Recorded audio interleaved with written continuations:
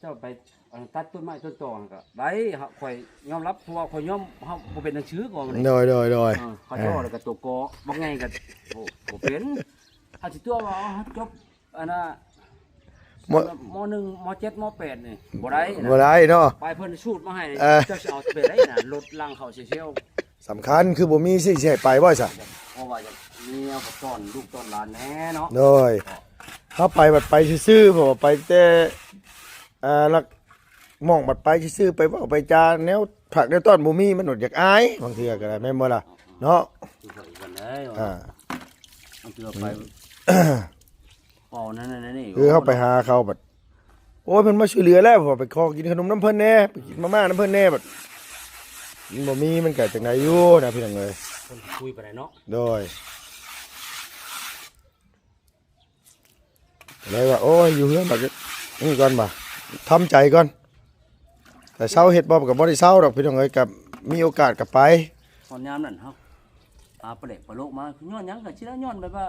พี่น้องมาทอดมายำไปอยากให้กิน โดย แบบนี้แล้ว โดย ที่แล้วย้อนหยังบ่ถ้าว่ามันบ่มีความอยู่ความกินความต้อนพี่น้องน่ะมันก็บ่คักเนาะยาม ก็เลยอยู่เฮือนก่อนว่ะจักมื้อใดบุสิได้เริ่มไปใหม่พี่น้องเอ้ยมันสิแหละมันบ่มีเงินมีทองน่ะเฮาบ่อยากไปแล้วมันลำบากใจอยู่กับลูกกับเมียไปแหละว่ะถ่ายคลิปไปมื้อละคลิปมื้อละหลายๆบ่มีถ่ายก็บ่ถ่ายนี่ไดมันจำเป็นแหละขะมั่งแหละ โอ้ยเนาะ คือหมู่คือพวกไปแบบเพิ่นพอมีเงินมีทองผู้หยิดผู้ใหญ่เพิ่นเข้ามาแน่ผู้ใหญ่เพิ่นให้เป็นสะพานบุญค่าเดินทางมันมีแน่บัดมันก็คล้ายแน่นะคือลุงนี่บัด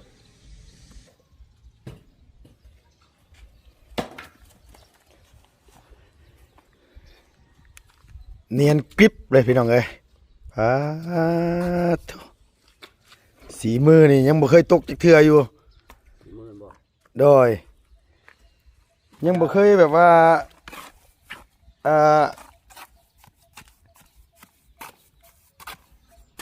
เสียที่แต่ เฮ็ดให้ฮู้ว่าเฒ่าว่าหยังลงเลยเนาะ เสียที่แต่อยากหัวนั่นก็อยากยองได้ลงได้เพราะว่าเฮาก็เมื่อคืนนี่ก็ไปคบไปงานอยู่น้ำเฮือนนั่นว่าสร้างเตี้ยเพิ่น โอ้เมื่อคืนนี่ งานบุญ งานบุญ ในน้ำผู้เฒ่าเพิ่น อ๋อน้ำศิริวัตรจันเปอร์ แม่นเฮา โอ้ ไปงานน้ำเพิ่น โดย เพิ่นว่าเพิ่นมาแพกะแพทั้งหูทั้งตาเพิ่นน่ะ โดย ไปคบไปงานนั่งเบิ่งน้ำมันนั่นแหละ โดยเออ โอ้โหคือบ้านเมืองเฮาที่เขาเนาะ โดย อ่า ไปเบิ่งลายมือบอกว่าง่ายๆซะ บ่มีตัวนั้นก็มันก็แบบเมืองนะ ค่อยก็ง่ายค่อยก็บ่ได้ค่อยเอาไปได้ดอก โดย มันพิษหนีอยู่ ผมนี่บ่ได้ตัดถึงแน่เนาะผมนี่เนาะ เอาเวลาเลย นี่ให้มันถึงมือได้ลูกเด้อ บ่มีเวลาเลย นี่เดี๋ยวก็หินถึงมือได้ลูกก็ทับมือได้ ส่วนลามันก็จะยุ่งกับยอยเนาะคนเฮ็ดเบี้ยเฮ็ดงานเนาะ โดย มันเอาไปล้มไปไล่แกง อ่า ก็ง่ายใช่ป่ะแม่แน่ผู้พ่อแม่พี่น้องเพิ่นนั่งอยู่ห้องแอร์มันก็เสียงป่วยเนาะ โดย คือเฮานี่เพิ่นมาแข่งเสียงกันเนาะนั่งแข่งได้เฮ็ดเที่ยวอยู่ลำเหมือนกันนะที่แข่งหลายๆเนี่ยอยู่ลำนี่ โดยมืดขึ้นกันเลยเนาะโดยมืดนี่บ่ว่านะมืดนี่ผมยองนี่นะคือบ่ตัดในผมนี่ ทำดีงั้นเขาแข่งเนาะถ้าแข่งก็บ่ได้ได้นี่ โดยสบายดีเด้อบ่าวเด้อ สวัสดี โดยพี่น้องเอ้ยเนาะเปิดคลิปมาพบมาพ่อกันในรอบ2 มื้อ 3 มื้อเลยล่ะพี่น้องเอ้ยลุงก็บ่ได้ไปใส่เลยเนาะเสียงปากก็ยังแหบๆอยู่ไปใส่มาใส่ก็บ่ค่อยได้พี่น้องเอ้ยช่วงนี้เนาะพี่น้องเนาะเงินทองนี่แหละมันการเดินทางไปไกลก็ค่าใช้จ่ายคืนหนึง400-500 บาทเนาะพี่น้องเนาะต่อคืนมันก็บ่ไหวพี่น้องเอ้ยว่าง่ายๆซะมันเฮาไปบัดไล่ๆมื้อหนึงบัดบ่ฮอดชด3-400 บาทมาจ่ายค่าห้องอยู่ซื่อก็เบิด400-500 บาทแหละมื้อหนึงใช้งานเป็นพันบัดเข้ามาในเห็นว่าค่าโฆษณาบัดบ่ฮอด200 บาทก็เลยไปใส่มาใส่บ่เป็นเลยพี่น้องเอ้ยก็เลยตัดสินใจอยู่เฮือนก่อนพี่น้องเนาะจัก 2-3 มื้อว่ะ กดแชร์กว่าเนาะ โดยพี่น้องก็คือบ่อยากเบิ่งนี่ได้บ่าวไว้ชั่วมื้อนี้ก็ได้ ไปไสถ่ายหยังลงเพิ่นก็บ่เบิ่งให้จักว่าเพิ่นเป็นแนวใดโดยเบื่อหน่ายกันแล้วบ่พี่น้องเอ้ยโดยหรือว่ามันบ่มีแนวตื่นเต้นบ่ โอ้ยเนาะ อยากให้ลุงเฮิมไปถ่ายผู้แซ่บผู้สาวงามๆให้เบิ่งบ่หรือว่าแนวใดคอมเมนต์มาได้เด้อพี่น้องเด้อเนาะบ่ลีเนาะ จะไปนั่นก็เลยนั่นก็โอ้เนาะก็บ่เป็นตานั่นเลย โดย สาวงามคำเบิ่งถ่ายสาวงามเดี๋ยวให้ข่อยเว้าหยอกเว้าหัวแล้วว่าโอ้ยเดี๋ยวอย่ามักทั้งมักก็อย่ามักเลยเนาะเสียสาวข่อยก็บ่ได้เขาไปแซวมันนี่เนาะสาวคำว่าข่อยได้ว่าข่อยทำใจบ่ได้นะ โดย อย่าได้ได้ยามนี่เนาะหนาวเนาะ โดย แต่ว่าบ่ได้ คันบ่มีเมียคือเจ้านี่ก็อยากได้อยู่แล้วคันมีเมียคือเฮานี่ก็ธรรมดาซื่อๆอยู่บ่อยากได้เนาะ ธรรมดาบ่ ธรรมดาเพราะว่ามีอยู่แล้วเด้ แม่นเด้เนาะ โดย มีก็เว้าคือเนาะเว้า แม่น พออยู่ พออยู่มันพออยู่แล้วมันมีอยู่เลยแม่นบ่ล่ะคันบ่มีคือเจ้านี่ก็อยู่บ่เป็นปานใดแล้ว เอาข่อยก็ให้แต่ว่ามันนั่นแล้วเนาะเขาอยู่เขาว่าไปทางลำทางดินโอ้ยแล้วติ๊กเลี้ยงไก่ บ่มีเงินบ่ เอาจะเอาไม้ใช้เงินเนาะเดี๋ยว แต่ว่าแต่เจ้าถ้าว่าแต่เฮาก็ยังบ่มีเลยนะโดย เรายังอาศัยลำเจ้าเนาะ ลำบากลำบนคือกันยังว่าอยู่โอ้ยไปทางไหนก็ยากอีดีรอ ดีกว่าพวกขึ้นแน่บ้า โดยแต่เก่าก็วิวก็พอได้อยู่พี่น้องไอ้วิวได้หลักหมื่นนี่ก็ได้ประมาณอยู่2เหรียญหรือ3เหรียญนี่แหละพี่น้องเอ้ย เนาะ บ่ได้ประมาทดอกแต่ว่ามันวิวมันบ่ได้นี่บัดวิวหลักพันนี่มันสิได้จักเส้นถ้าเป็นเงินเหรียญก็ได้อยู่ประมาณ70-80 เซนนี่ ปีใหม่กับ 4คลิป5คลิปมันจะได้อยู่ประมาณอยู่ มากกับบ่ได้เกือบปีใหม่เฮากับปีใหม่มาแล้วกับพ่อแม่พี่น้องเฮาจะเป็นอันน่ะเปลี่ยนบรรยากาศมันยังใหม่เนาะยังแบบปวดต้นปวดโตก็มีนะเถื่อ โดย เหตุการณ์เหตุงานท่านน่ะฮอดช่วงมันเด้บางเทื่อใบไม้ล้นบ่บางเทื่อนั่นนี่ก็มีได้ โดย นี่ก็เมื่อยก็มีก็ท้อเลยก็ว่าจะคาดเบิ่งว่าจะนั่นก็มี โดย อืมช่วงนะคัดกดตุนกดโตก็อย่าคือเฮาเจ้าข่อยนะเนาะ โดย ให้ไปหน้าอีกขั้นไปให้ไปหน้าแล้วเนาะ อืม คัดกดตุนกดโตเจ็บลูกไปแมวยังก็อีกขั้นแล้วติดรถโถรถไทย โดย มีผู้มีรถไทยนะ โดย มีข่อยมีรถไทยโยกย่างแล้วข่อย โดยเอาเราไปเนาะมื้อนี้กลับมาอัปเดตเบิ่งกำแพงเฮือนพี่น้องไปถ่ายแต่โดนเลยบ่ได้ออกไปไสมื้อนี้ก็ได้เนาะกับอีกอย่างก็เสียด เสียงแหบๆแน่พี่น้องเอ้ย ทำเสียดกินได้แบบแม่นี่อยู่เพิ่นว่าโอ้ยบ่เอาเลยกินได้เพิ่นว่า โดย อ้าวว่าข่อยสิไล่นิ้วให้แล้ว เพิ่นจะได้เกี่ยงงามๆแน่ จะได้งาม อืม บ่เนาะบางทีเราได้แต่ข่อยคนกินได้อยู่ข่อยก็อยากได้งามแน่ใช่น้องน้อยนึง โดย เอาเนาะ โดย ตั้งแต่ก็อยากได้เมียงามคือหมู่นะไปใจให้เพราะว่ามีหมู่ช่วงมันขี่ไล่คือได้เมียงามแท้จ้ะฮะ โดย ตั้งแต่โอ้ยมีแต่ว่าพ่อแม่พี่น้องแล้วเถอะโอ้ยงามบ่ชมบ่มันบ่แม่นก็จะให้งามแน่เนาะ โดย ขี่ไล่แค่มันตื่นต้นดินมันก็บ่ได้แล้วก็จะให้มันงามเลยอยากให้หมู่ช่วงอะนะว่าง่ายจ้ะ โดยกำแพงเฮือนพี่น้องงัวเขาเลื่อยลายโพดรถมันปลูกหยังกับบ่เรือปลูกหยังกับบ่หยังก็เลยเฮ็ดกำแพงเฮือนไว้เวลาบ่อยู่กะงัวควายก็บ่ได้เข้าก็ยังใครแน่ปลูกผักปลูกหญ้าปลูกพืชปลูกหยังก็พอสิได้กินแน่คันว่ามันแล้วนี่ก็ โอ้เฮ็ดไปได้ข่อยก็ เว่าบ่ช่างนะพี่น้องไอ้ปีนี้บางเทื่อกำแพงอย่างแล้วบางเทื่ออาจสิก่ออันว่าบกมันเหลือก่อเฮ็ดอันว่านี่แหละหมองเลี้ยงกบเลี้ยงเขียดพอได้กินมาจากน้ำบ่าวเนาะเลี้ยงหนูใหญ่ไปจักว่าพอได้กินไปจักเฮ็ดได้มันไปทางไหนมาทางไหนก็สิแหละคือพี่คือน้องเฮ็ดนี่แหละเนาะพี่เนาะมันไปเลยก็ค่าใช้จ่ายมันสูงค่าใช้จ่ายมัน กบเกลียดแล้วสบายเนาะ โดย บ่ได้แหมปนๆเดียวทำสิเรียกเสียงประชาชนน้อยบ่มีเฮ้ยเอามีเงิน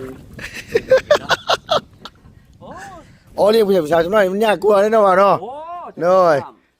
บ่มีเงินหั่นน่ะอันว่าเงินล้านเงินโกดเขาบ่ได้ไปนำได โดย เพิ่นก็ว่าแบบนึงอะนะโอ้ย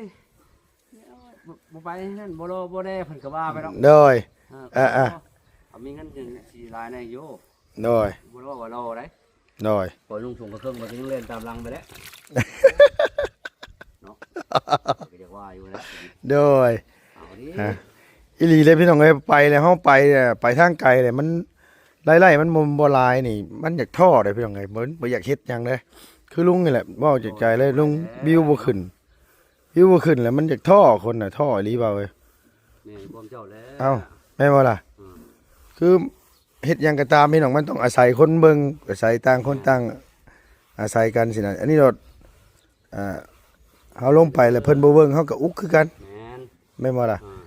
คือยกตัวอย่างเฮาไปช่วยเหลือคนเฮาก็ต้องยกเงินในกระเป๋าไปแม่นบ่ว่าเนาะ ถ้าปวดตนปวดตัวแล้วก็เบิ่งให้เด้อพ่อแม่พี่น้องเอ้ยบ่ได้กดแซ่นะ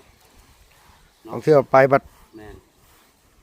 ค่าของฝากของต้อนมีมาม่าขนมบ่ว่า ลูกหลานบัดเบิ่งมันแต่ที่พ่อพ่อแม่อยู่เขาก็อยากให้กิน โดย บ่ให้ แต่ตีพ่อพ่อแม่อยู่คือเจ้าเว้าแน่เนาะก็อยากให้กินเนาะเอาซื้อของฝากของต้อนไปบัด แม่นเด้ถ้าว่าเขาให้ข่อยก็ยังสิให้นํเขาลูกหลานแม่นเขาข่อยสิบ่าวเขา โดย ลูกหลานน่ะมันเนาะ อ้าว ต้มขนมเขาต้มขนมเขาก็เป็นนึง โดย เดือนก็เฮานะ ไปเลยบางเทื่อเราไปรถ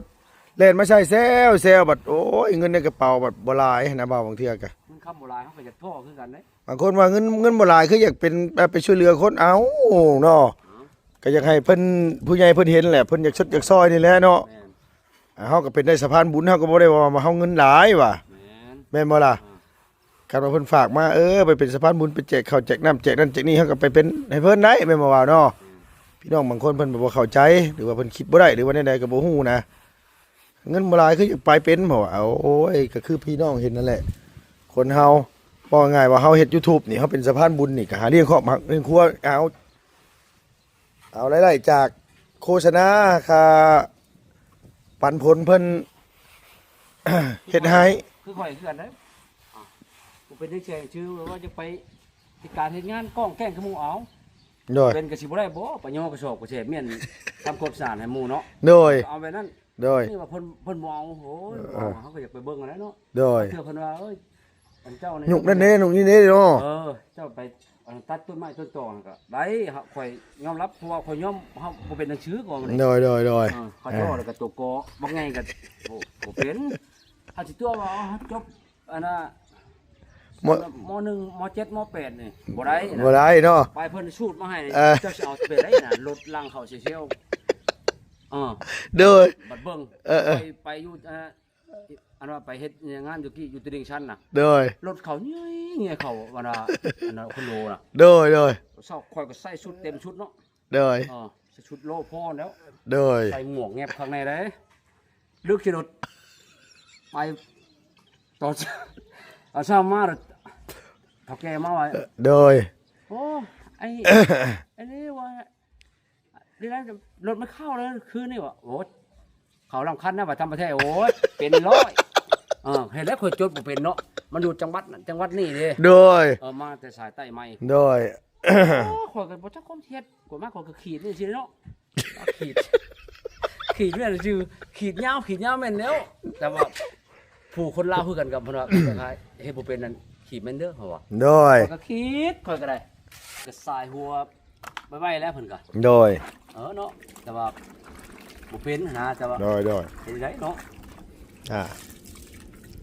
ว่าไงก็คือสิแหละเนาะบ่าวเนาะทำมาร่ำมารวยบอกก็บ่ได้ร่ำได้รวยหรอกแต่ว่าเฮาเฮ็ด YouTube เฮาก็ไปเป็นกระบอกเสียง จะให้มันแหละเนาะคือบ้านคือเมืองพออยู่พอกินแหละเนาะ โดย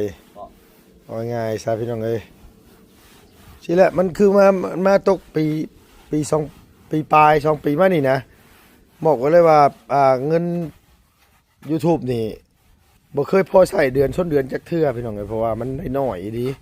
เดือนหนึงได้10,000ปลายบาทเดือนหนึง10,000ปลายบาทค่าใช้จ่ายเฮาบัดสูงบาทนี่เดือนหนึง17,000 18,000นี่มันสิพอใช้จังได๋แล้วก็มีหลายคนที่แบบว่าเซาเฮ็ด YouTube แล้วก็ไปทำการทำงานอยู่เมืองไทยก็หลายเพราะมันอยู่บ่ได้พี่น้องเอ้ยมันบ่มีคนเบิ่งนี่แหละว่าง่ายซะบ่มีคนนี่แหละบางเทื่อแบบเฮาบ่ไปบัดถามหาก็จักสิทำได้จักสิไปแบบใดเนาะบ่าวเนาะ แม่น ไปมันก็ต้องใช้จ่ายพี่น้องเอ้ยไปก็ต้องเรื่องเงินเรื่องทองเนี่ยมันก็สำคัญคือบ่มีสิสิให้ไปบ่ซะ เพราะว่าจะมีแนวกับต้อนลูกต้อนหลานแน่เนาะ โดยเฮาไปบัดไปซื่อๆเพราะว่าไปแต่ลักมองบัดไปซื่อๆไปเว้าไปจาแนวผักแนวต้อนบ่มีมันอดอยากอายบางเทื่อก็ได้แม่นบ่ล่ะเนาะ คือเขาอีกกันเลย อ่า มันคือไป อ๋อนั่นนี่ คือเขาไปหาเขาแบบโอ้ยเพิ่นมาช่วยเหลือแล้วพอไปขอกินขนมน้ำเพิ่นแน่ไปกินมาม่าน้ำเพิ่นแน่แบบมันบ่มีมันเกิดจากไหนอยู่นะพี่น้องเอ้ย คนคุยไปไหนเนาะ โดยเลยว่าโอ้ยอยู่เฮือนแบบนี่ก่อนบ่ทำใจก่อนแต่เช้าเฮ็ดบ่ก็บ่ได้เช้าดอกพี่น้องเอ้ยกับมีโอกาสก็ไป ตอนยามนั่นเฮาประเด็กประโลกมาย้อนหยังก็สิได้ย้อนแบบว่าพี่น้องมาต้อนมายามไปอยากให้กิน โดย แบบนี้แล้ว โดย ที่แล้วย้อนหยังความคำว่ามันบ่มีความอยู่ความกินความต้อนพี่น้องน่ะมันก็บ่คักเนาะยาม ก็เลยอยู่เฮือนก่อนว่ะจักมื้อใดบุสิได้เริ่มไปใหม่พี่น้องเอ้ยมันสิแหละมันบ่มีเงินมีทองน่ะเฮาบ่อยากไปแล้วมันลำบากใจอยู่กับลูกกับเมียไปแหละว่ะถ่ายคลิปไปมื้อละคลิปมื้อละหลายบ่มีถ่ายก็บ่ถ่ายนี่ไดมันจำเป็นแหละขมังแหละ โอ้ยเนาะ คือหมู่คือพวกไปแบบเพิ่นพอมีเงินมีทองผู้หยิดผู้ใหญ่เพิ่นเข้ามาแน่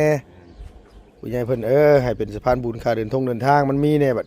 มันก็คล้ายแน่นะคือลุงนี่บัด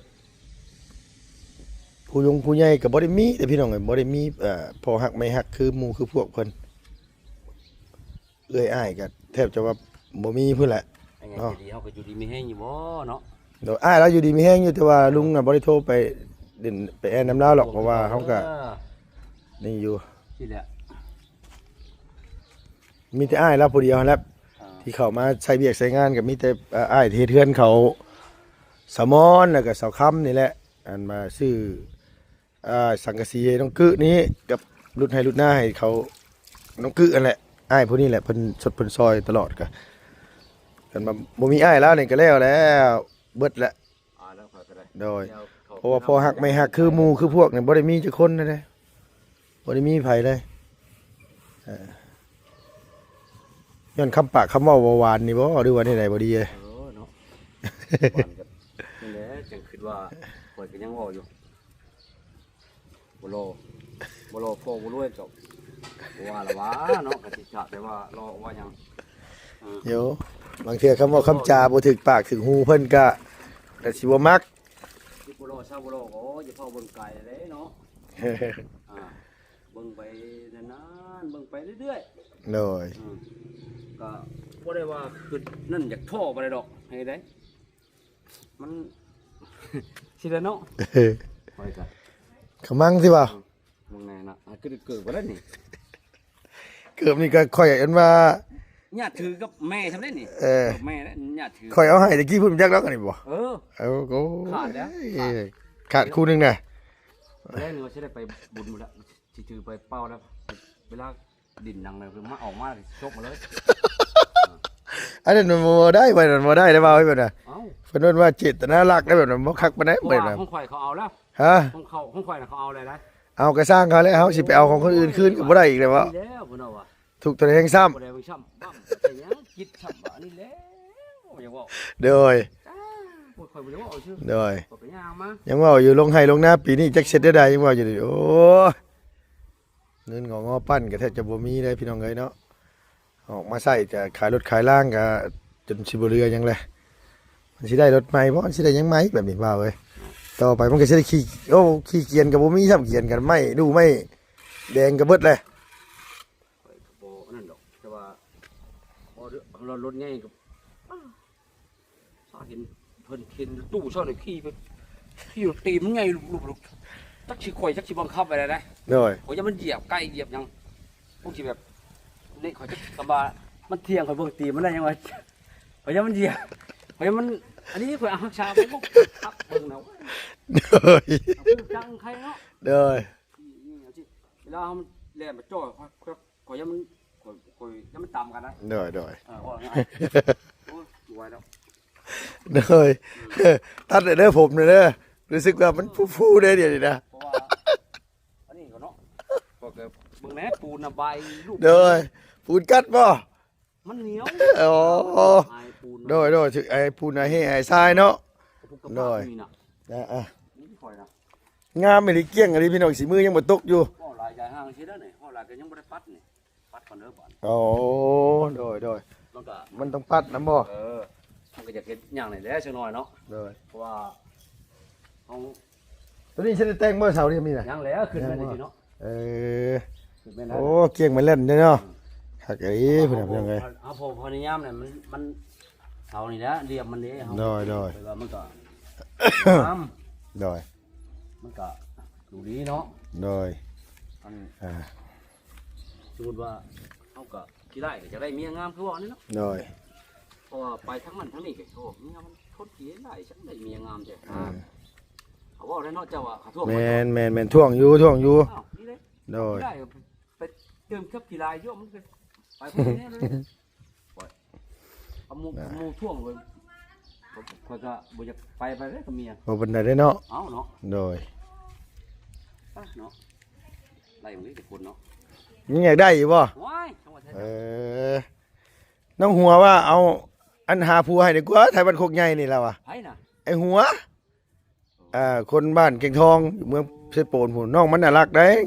โอ้ นิสัยก็ดีพร้อมน้องอันพวกนี้น่ะ ก็ย้อนที่แล้วก็ย้อนยารักอันใดนี่ก็ว่าเพราะว่าเฮานี่แหละสิผสมกับเพิ่นก็ย้อนตัวนี้แหละครับว่าว่าเฮาข่อยเจ้างามว่าจ้ะ โดย กีฬาก็ย้ำคือว่าสิเอาความดีความนิสัยไปซั่นซะ โดย ครับกีฬาแบบอ้างจะบอกความงามบัดตัวนี้แบบกีฬาโอ้ยอย่าได้ความงามใส่กันบัด โดย โอ้ยแล้วข่อยแล้วสิบ่ได้อีก โดยมันบ่มีผู้เอาติ ว่าอุ้ยเอาแล้วเนาะ โดยคันว่าเอาความดีความดูมันขยันหายิ่งปูยิ่งปลานี่พอได้นะบ่เนาะ กีฬาก็ได้ก็ยาผัวกูเนาะ โดย ที่ตัวหน้าปลาตัวใหญ่ก็ต้องมาชกเสือมาตัวเมียตัวกูแหละ โดยโดย กุ้มกูแหละก็ อ่า โอเคคอยรับประกัน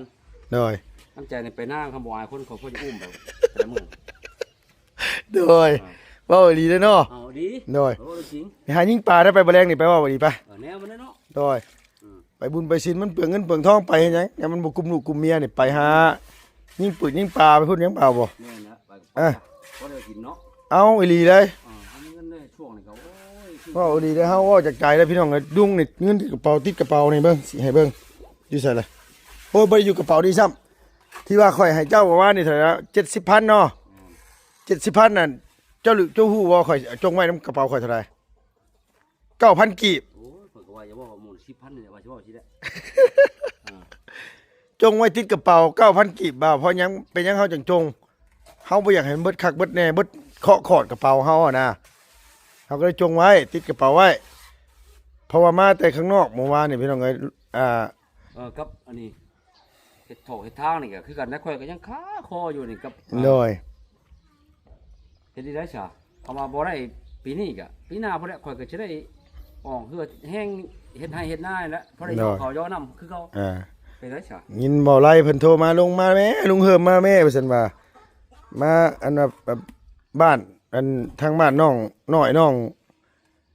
อันนี้โอ้พี่น้องเอ้ยเนาะลุงอายุหลายเด้ว่าไงเฮาเฒ่าเติบเลยเอาขี่รถจักรจากเซโนไปเมืองอัสสัมพังทองไปกลับมื้อนึงนี่มันหลายร้อยเป็นเกือบ200โลพุ่นได้บ่าวเอ้ย ไปทองทอง ผู้ดงเห็นบ้านแม่น้องเบิ้นพุ่นได้ไปกลับแม่มื้อนึงก็ค่อยบ่ปวดปานใดค่อยว่าเนาะ ข่อยก็ได้ข่อยไปแล้วข่อยจะเงานอนเนาะ โดย ข่อยบ่เคยไปแบบนั้นจะเทื่อปุ้ยไกล ไกลเด้ไปกลับว่าสิไปกลับเนาะคันว่าไปกลับนั่นคันวิวเฮาขึ้นนั้นก็พอไปอยู่แต่ว่าวิวมันบ่ขึ้นว่านี่นะวิวบ่ขึ้นแบบเฮาบัดไปกลับมื้อนึงอันตรายส่ำใดกลับค่ำกลับมืดรถหมู่รถใหญ่รถขี่มาต่ำมาหยังรถตายที่ไม่ซื้อได้บ่เนาะ ว่ายังบ่ได้อันน่ะรักหมื่นรักแสนใครได้เนาะ เนาะหลักหมื่นนี่ก็พอปวดอยู่อันนี้แบบวิวลำ 2-3,000 วิวสินะบ่ามันก็เลยแบบว่ารู้สึกว่าโอ้ยมันบ่คุ้มไปดอกเฮาก็เสี่ยงเอาชีวิตไปเสี่ยงเนาะอยากไปซอยหมู่บ่ตัวตายกับบ่ปานใดแล้วพี่น้องเอ้ย ก็พอได้จะค่ากระปุ่นคือว่าเนาะ โดยค่ากระปุ้นก็บ่เรือแล้วค่ากระปุ้นก็จกขึ้นตัวเองใส่ แม่นบ่ โดย ที่แล้วข่อยก็ได้เนาะข่อยก็อาศัยบ่ได้อยู่ได้กินเจ้าป้อนเจ้าข่อยก็ได้กินเจ้าป้อนข่อยก็บ่ได้กินก็สิได้ มาเมื่อคืนนี่ก็บ่ได้มีเงินบ่มีเงินก็เลยเอาให้เพิ่น70,000กีบพี่น้องก็70,000กีบอยู่ประมาณ100 บาทนี่แหละ บ่ฮู้ก็ก็แก้ได้ ฮะ ผมยิงกับฮู้ก็แก้ยืนโอ้ยชัดหลังคา โดย ว่า เบิดซั่นมันเบิดคักเบิดแน่ จักสิว่านี่แหละเฮาก็ว่า ยังเว้าอยู่ทุกทะเลแห่งซ้ำ ว่าชื่อมันบ่แม่นชื่อไปชื่อชาแบบที่ก็เนาะ โดย หัวนึง โดย ทุกตัวเองซ้ำสิว่าความชั่วเมื่อวานนี่นะถือเงินไปล้านนึงถือเงินไปล้านกีบนะบ่าวเอ้ยบัดทีนี้เนี่ยไปเข้าไปบ้านพ้นสิมหันบ้านสิเข้าไปหาน้องสมโอไปบ้านน้องไปโรงเรียนโดดคอรถมันบัดอันนั้นมันบัดรวมแน่ไปอันออกมาบัดมาซ่อมอยู่หม่องอันว่าทางออกบรรทัดนั่นทางถนนใหญ่ทางเข้าบรรทัดนั่นจกเงินจ่ายเขายังเห็นอยู่เงินล้านนั่นอันว่าล้านอันว่าล้านนึงนั่นจ่ายเข้าไป300,000กว่า300,000ปลาย300,000ปลายบัดว่าสิไปซื้อน้ำอยู่หั่นอันทางเข้าบ้านน้องอุทัยหั่นมาจกมาบ่เห็นเงินอันนี้จักไปจกตอนนั้นก็จกอยู่แต่บ่ได้ไปจกแบบอันว่ามันเฮีย700,000 6-700,000พุ่นเมื่อวานนี่นะยังว่าโพดว่าเรือโอ้ย ขาดสิได้บินมาคือลูกเจ้าพุ่นเอาอยู่ ขาดสิเสียเด้เต้นไปคืออึ้งบ่ ขาดสิเสียแล้วโอ้ย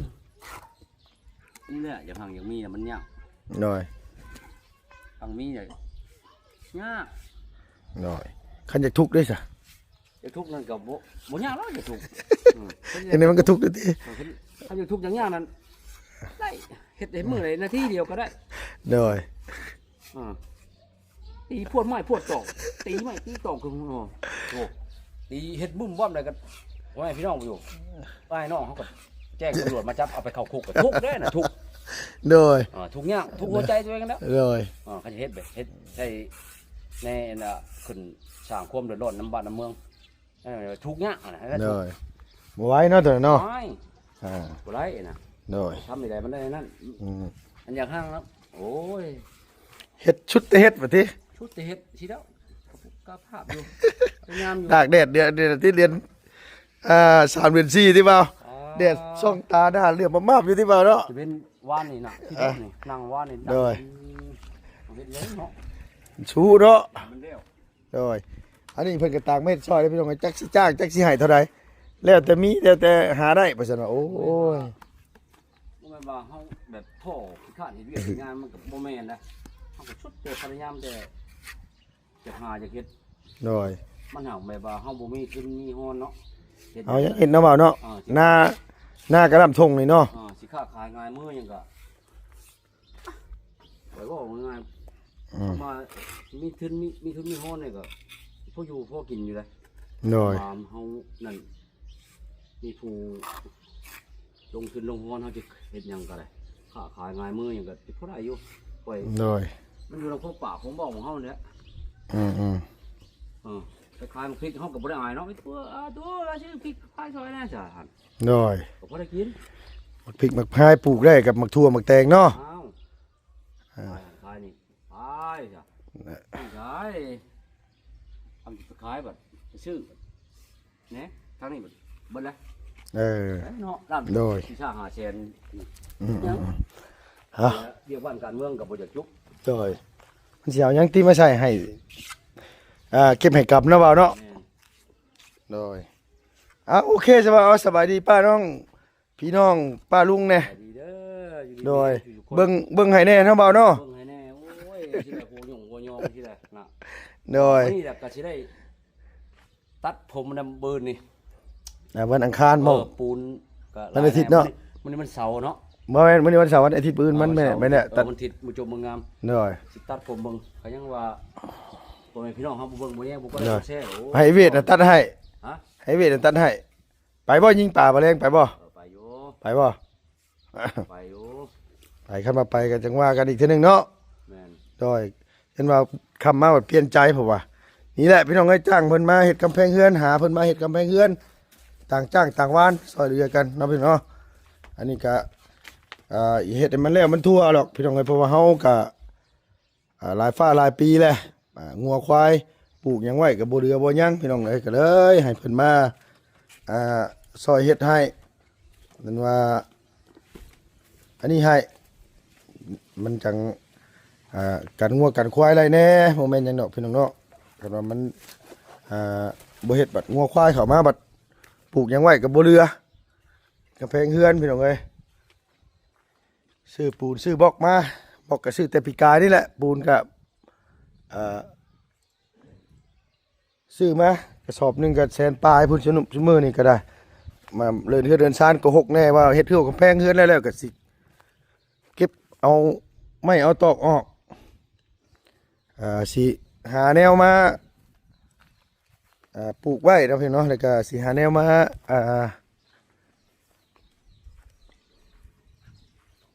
เลี้ยงพอได้อยู่ได้กินในครอบในครัวในเฮือนในซานนี่แหละโดย YouTube ก็จังหวะอีกเท่านึงพี่น้องเอ้ยเนาะมีเวลากับไปบ่มีเวลาเฮาก็บ่ได้ไปซอยพี่ซอยน้องก็คือฮู้คือเห็นนั่นแหละคันว่าสิไปซอยเพิ่นบัดตัวเองก็เอาชีวิตแทบจะบ่รอดนะจักสิไปซอยผู้ใดได้วิวมันบ่ขึ้นรายๆมันบ่มีสู้ต่อไปมันก็คดก็งอลงมันบ่งอกบ่เงยขึ้นก็ถอยๆก่อนตัวไหนมันบ่ไหวก็ได้นะพี่เนาะอันนี้มันบ่อันนี้เขาก็จะโจะก่อนนุกตัวอย่างไป4-5 มื้อเนาะพี่เนาะค่าใช้จ่าย6,000 บาทบัดรายในเงินเข้ามา1,000 บาทมันก็บ่คุ้มที่สิไปเขาก็คิดเอาแล้วมาไปแล้วมันบ่ไหวคืออยู่ตัวอย่างขึ้นเซฟโปนเมื่อกี้นี่กับบาบุญบ้านป่านะพี่น้องขึ้นไปอยู่ 3-4 คืนเบิดเงิน 6,000 บาทแต่ว่าไล่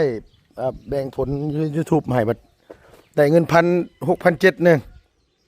เพราะฉะนั้นเฮาก็ฮู้ว่ามันบ่คุ้มแหละมันไปใช้บ่เป็นแหละก็ได้อยู่เฮือนอยู่ซานก่อนเมื่อวานนี่ก็บ่ได้ลงคลิปเบิดมื้อเลยเมื่อวานนี่ก็ได้มันท้อมันถอยละเอ้าใดๆก็ขอบคุณหลายๆพี่น้องผู้ใดยังฮักยังแพงยังทำยังไทยอยู่ขอบใจหลายๆที่ยังหักยังแพงยังคิดฮอดคิดถึงเนาะขอบคุณหลายๆที่ยังเบิ่งยังชมให้บ่ลืมบุญลืมคุณพี่น้องเอ้ยผู้ใดเพิ่นคิดเบื่อคิดได้คิดแนวอันนี้ใส่กะเดวแต่เพิ่นนะพี่น้องเจตนาแต่ละคนบ่คือกันแหละสิหามักบวบมักอันนี้มาปลูกพี่น้องเอ้ยอันนี้ก็เป็นต้นมักนอดพี่น้องเนาะต้นสาวรสมาปลูกไว้ 2-3 ปีได้ละเอามาแต่ผู้ใดพี่น้องเอ้ยเฮือนน้องลาตีตะกี้ผู้แต่ไปเฮ็ด YouTube ไปใหม่มาที่เฮือนน้องลาตีมาปลูก2-3 ปีแล้วล่ะมีพอได้กินอยู่ขอบคุณหลายๆพี่น้องอยู่ดีมีแห้งเนาะไปแล้วพี่น้องบ๊ายบายสบายดีเด้ออย่าเจ็บอย่าจนพี่น้อง